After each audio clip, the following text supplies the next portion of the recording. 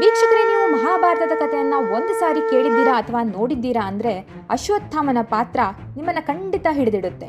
ಹಾಗಾದರೆ ಈ ಅಶ್ವತ್ಥಾಮ ಯಾರು? ಅಶ್ವತ್ಥಾಮನ ಹುಟ್ಟು ಹೇಗಾಯಿತು? ಆತ ಸಪ್ತ ಚಿರಂಜೀವಿಗಳಲ್ಲಿ ಒಬ್ಬನಾಗಿ ಹೇಗೆ ಗುರುತಿಸಿಕೊಂಡ?